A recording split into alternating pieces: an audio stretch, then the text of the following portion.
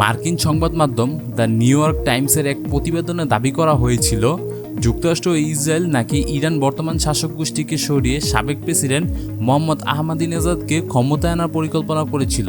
আর সবচেয়ে অবাক করার বিষয় হল এই পরিকল্পনার অংশ হিসেবে বিভিন্ন অপারেশনের কথা উঠেছিল।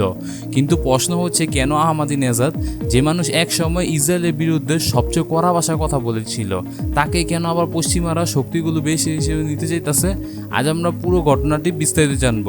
বন্ধুরা, শুরু হয় যে প্রতিবেদন অনুযায়ী বলা হয়েছিল যে ইরানের সর্বোচ্চ নেতা আলী খামেনিকে সরিয়ে দেশটির রাজনৈতিক কাঠামো পরিবর্তনে একটি পরিকল্পনা তৈরি হয়েছিল। আর সেই পরিকল্পনায় কেন্দ্রবিন্দুতে ছিলেন মাহমুদ আহমাদিনেজাদকে। মার্কিন কর্মকর্তাদের উদ্ধৃত দিয়ে কথা বলা হয়েছে যে তারা বলেন যে ওয়াশিংটন ও তেল আবিবে বিশ্বাস করেছিল ইরানের ভেতরে জনপ্রিয়তা, রাজনৈতিক অভিজ্ঞতা থাকার কারণে আহমাদিনেজাদ একটি ট্রানজিশনাল ফিগার হতে পারতেন। অর্থাৎ বর্তমানে শাসন ব্যবস্থা ভেঙে গেলে তিনি নতুন নেতৃত্ব দিতে পারবেন। হ্যাঁ, এটাই পুরো ঘটনার সবচেয়ে নাটকীয় অংশ। 2005 থেকে 2013 সাল পর্যন্ত ইরানের প্রেসিডেন্ট ছিলেন আহমাদিনেজাদ। তিনি ছিলেন অত্যন্ত কঠোরপন্থী নেতা হিসেবে পরিচিত। তিনি একসময় বলেছেন ইসরায়েলকে তিনি ইরানের পারমাণবিক কর্মসূচি জেনারেল সমর্থক করেছিলেন, জোরালো সমর্থক করেছিলেন। যুক্তরাষ্ট্রকে তিনি প্রকাশ্যে বহুবার আক্রমণ করেছেন। তার শাসন আমলে ভিন্নমত দমন, কঠোর নিরাপত্তা অভিযান এবং আন্তর্জাতিক নিষেধাজ্ঞাও বেড়ে যায়। তাহলে হঠাৎ তাকে কেন পছন্দ করা হলো যুক্তরাষ্ট্র থেকে? প্রতিবেদনে বলা হয়েছে 2019 সালে এক সাক্ষাৎকারে আহমাদিনেজাদ তৎকালীন মার্কিন প্রেসিডেন্ট ডোনাল্ড ট্রাম্পের প্রশংসা করেছিলেন। তিনি বলেছেন ট্রাম্প একজন ব্যবসায়ী, তিনি লাভ ক্ষতির হিসাব বুঝতে পারেন। এছাড়া তিনি ইরান ও যুক্তরাষ্ট্রের মধ্যে সম্পর্ক পুনঃস্থাপন পক্ষমত দেন। এই মন্তব্য পশ্চিমা নীতি নির্ধারকদের দৃষ্টি আকর্ষণ করেছিল বলে ধারণা করা হয়েছে। প্রতিবেদন অনুযায়ী হোয়াইট হাউস বিশ্বাস করেছিল যদি ইরানের বর্তমান নেতৃত্ব দুর্বল হয়ে পড়ে তাহলে অভ্যন্তরীণভাবে একজন পরিচিত মুখকে সামনে এনে পরিস্থিতি নিয়ন্ত্রণ করা সহজ হবে। আর সেই মুখ হিসেবে বেছে নেওয়া হয় আহমাদিনেজাদকে। এমনকি মার্কিন কর্মকর্তারা নাকি মনে করেছিলেন তিনি ইরানের রাজনৈতিক, সামাজিক ও সামরিক সংকট সামাল দেওয়ার ক্ষমতা রাখেন। সবচেয়ে নাটকীয় অংশ এখানে।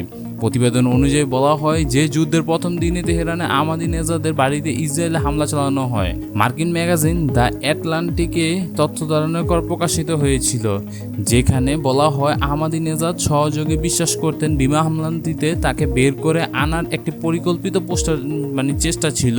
প্রতিবেদন অনুযায়ী আহমাদিনেজাদ সেই হামলা আহত হন কিন্তু বেঁচে যান। তবে অল্পের জন্য প্রাণ বেঁচে যাওয়ার পর তিনি পুরো পরিকল্পনা থেকে সরে যান। তিনি বুঝতে পারেন পরিস্থিতি অনেক বেশি বিপজ্জনক হয়ে গেছে। এরপর থেকে তার অবস্থান, বর্তমানে পরিস্থিতি সম্পর্কে স্পষ্ট তথ্য পাওয়া যায় না বলে দাবি করা হয়েছে। অর্থাৎ তিনি এখন কোথায় আছেন তা নিয়ে রহস্য তৈরি হয়েছে। খামেনির সঙ্গে দ্বন্দ্ব। আসলে আহমাদিনেজাদ এবং আয়াতুল্লাহ খামেনির সম্পর্ক বহুদিন ধরেই খারাপ ছিল।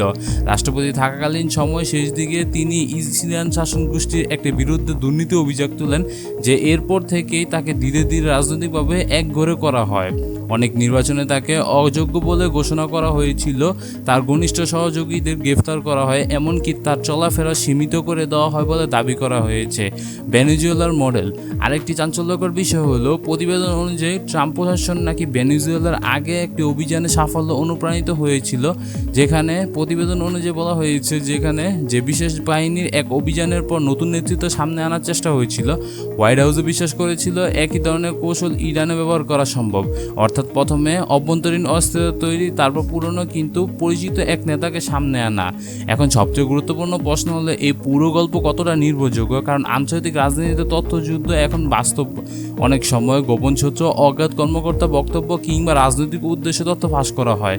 তাই এই প্রতিবেদন সব দাবি স্বাধীনতাভাবে যাচাই করা সম্ভব হয়নি। ইরান সরকারও আনুষ্ঠানিকভাবে বা আনুষ্ঠানিকভাবে এইসব অভিযোগ স্বীকার করেনি। তবে যদি এর সামান্য অংশ সত্য হয় তাহলে এটি হবে মধ্যপ্রাচ্যের সাম্প্রতিক ইতিহাস সবচেয়ে বিস্ময়কর গোপন অপারেশনগুলোর মধ্যে একটি। এর প্রভাব কী হতে পারে? যদি সত্যি বিদেশি শক্তি ইরানের নেতৃত্ব পরিবর্তনের চেষ্টা করে থাকে তাহলে এর প্রভাব শুধু ইরানে সীমাবদ্ধ থাকবে না, পুরো মধ্যপ্রাচ্যে নতুন উত্তেজনা তৈরি করতে পারে। রাশিয়া, চীন, ইসরায়েল, যুক্তরাষ্ট্র সব পক্ষের ভূরাজনৈতিক হিসেবে পাল্টে যেতে পারে। আর সবচেয়ে বড় বিষয় হলো যে এতে ইরানের অভ্যন্তরীণ রাজনীতি আরও স্থিতিশীল হয়ে উঠতে পারে। বন্ধুরা, আন্তর্জাতিক রাজনীতি অনেক সময় সিনেমাকে হার মানায়, যেখানে এক সময় পশ্চিমা বিরোধী নেতা হঠাৎ ওঠেন যে গোপন পরিকল্পনা কেন্দ্রবিন্দু, যেখানে বিমান হামলাকে বলা হয়েছে রেস্ট্রিক অপারেশন, আর সেখানেই একজন সাবেক প্রেসিডেন্ট হঠাৎ রহস্যের আড়ালে হারিয়ে যান।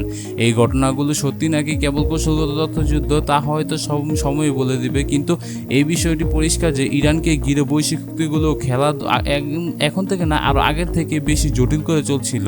ভিডিওটি ভালো লেগে থাকলে লাইক দিন এবং চ্যানেলটি সাবস্ক্রাইব করে দিন, আর কমেন্টে আপনার মতামত জানান এ বিষয় নিয়ে। বন্ধুরা, দেখা হচ্ছে নতুন কোনো ভিডিওতে, সে পর্যন্ত ভালো থাকবেন। আর অবশ্যই এই ভিডিওতে একটা কমেন্ট করে দিন, কারণ আপনাদের জন্য এই ভিডিও বানাই, যদি ভিডিও কমেন্টগুলো দেখি তখন ভালো লাগে খুবই।